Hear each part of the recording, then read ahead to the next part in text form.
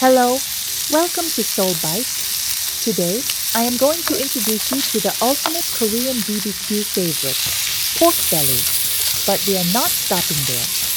I will also show you how to make the absolute must-have sides for eating pork belly.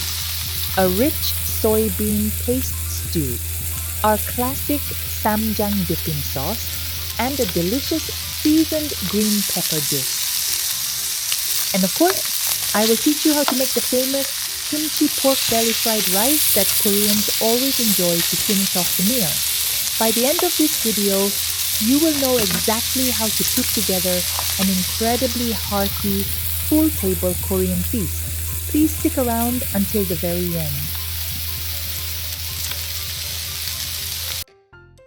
When buying pork belly, try to purchase meat that was freshly sliced on the very same day.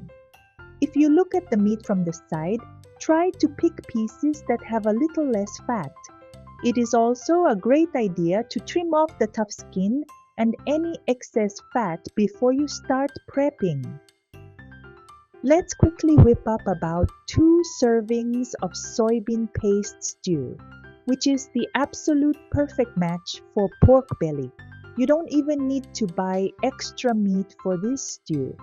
I simply took 2 strips right from our pork belly pack, trimmed the fat, and ended up with about 2/3 of a cup of meat, which you will want to chop up finely. For the vegetables, grab 1 small potato, about 1/4 of a zucchini, a small piece of onion, and 1 green onion. The absolute star of the show here is the soybean paste. My personal favorite is the clam and anchovy soybean paste because it gives the broth a really incredible deep flavor. Grab a small pot, pour in 2 cups of water, and add 2 heaping tablespoons of the soybean paste. Turn on the heat and make sure the paste is completely dissolved. Be careful not to add too much water. If you do, the stew will lose its rich flavor, so exactly 2 cups is the perfect amount for 2 servings. While that heats up, peel and wash your potato. Then slice it into nice thick pieces.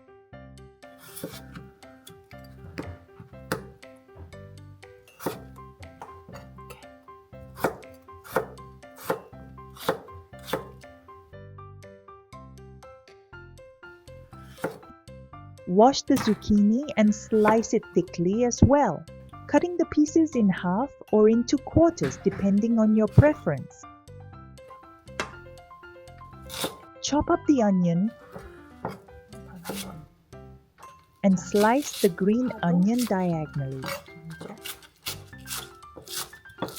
Tofu is totally optional, but if you want to use it, just add about 1/3 of a block so it doesn't overpower your 2 servings.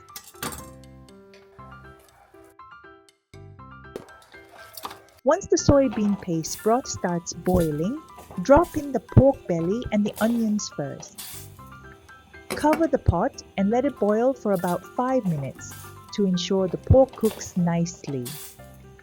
Once the meat is somewhat cooked, toss in the harder vegetables like the potatoes. As soon as the potatoes start to soften, add the zucchini.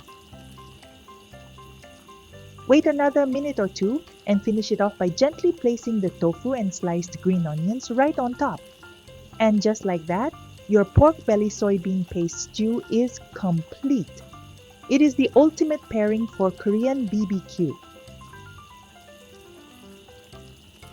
Now let's make Ssamjang, the essential dipping sauce that you simply cannot skip for Korean BBQ. First, let's gather our ingredients. You will need some clam and anchovy soybean paste, sesame oil, toasted sesame seeds, 2 stalks of green onion, and about 1 teaspoon of finely minced garlic. I also have a little secret. I always add plum extract when I make my Ssamjang. Mixing in plum extract adds a fantastic umami flavor and really helps with digestion when you are eating meat. If you don't happen to have plum extract at home, don't worry at all. You can easily just substitute it with a spoonful of sugar. Now, let's put it all together. Grab a bowl and add 3 generously heaping tablespoons of your soybean paste. Follow that with 1 tablespoon of your sesame seeds, 2 tablespoons of sesame oil. Pour in 2 tablespoons of the plum extract or your sugar substitute and your minced garlic. Finely chop your green onions, throw them into the bowl, and mix everything together extremely well. This super simple Ssamjang is the absolute best sauce for unmarinated grilled meats. I want to share one more fantastic side dish to pair with your Korean BBQ. If you visit a Korean market during the summer, you can easily find Korean green peppers. They are incredibly crunchy and not overly spicy, so I highly recommend picking some up. Just chop them into bite-sized pieces, add a spoonful of the Ssamjang we just whipped up, and toss them together. If you place a piece of the seasoned pepper on top of grilled pork belly, the flavor combination is truly out of this world. Before we start grilling, keep this in mind. It is so much more delicious if you grill the pork belly together with whole garlic cloves and sliced onions. While you can cook pork belly in a frying pan or on a portable gas stove, grilling it over charcoal is where the real magic happens. I purchased a specific Korean BBQ charcoal grill with a stand on Amazon for about $45, and it works wonderfully.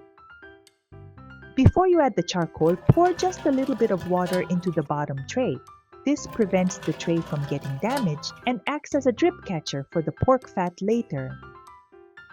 Place the charcoal into the container and light it up. Here is a great trick. Use a small portable fan to blow air onto the coals and the fire will catch very quickly.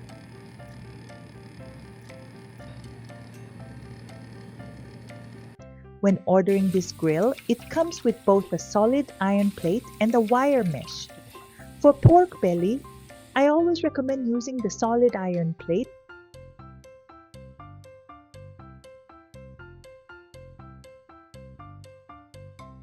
Once the grill is nice and hot, lay down your prepped pork belly,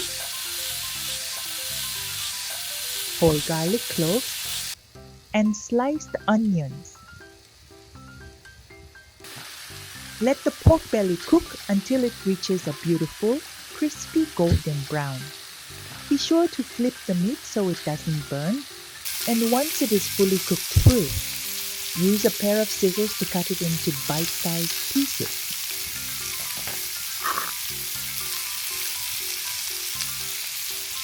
Now for the best part, eating.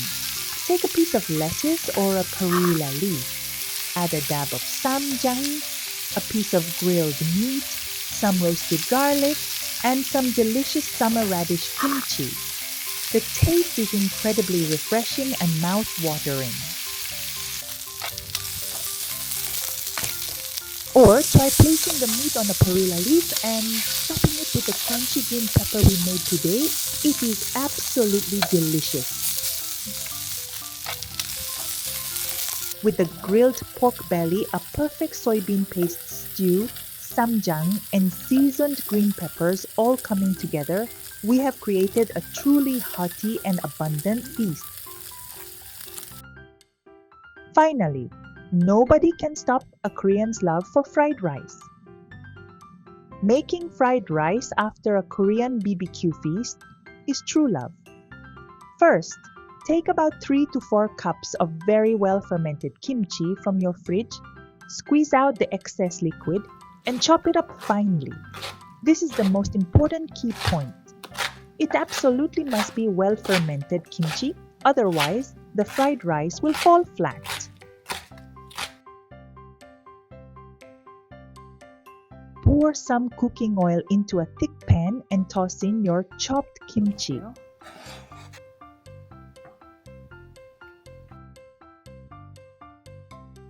Next, add 3 bowls of cold rice. Using cold, cooled down rice is so much better than hot rice when making fried rice. Mix the rice and kimchi thoroughly together so the seasoning coats every single grain. We are going to cook this right on the grill to absorb all that amazing smoky flavor. Take some of your leftover grilled pork belly, chop it into very small pieces, and mix it right into the rice. Now here is my personal secret tip. I love to sprinkle just a little bit of Cajun seasoning into my Korean fried rice, mix it all up on the grill, cover it briefly to let that wonderful smoke flavor infuse into the dish, and you are completely done. Thank you so much to everyone who watched this video to the end. Please be sure to like this video, subscribe to the channel, and hit that notification bell so you never miss a recipe. See you next time on Seoul Bite.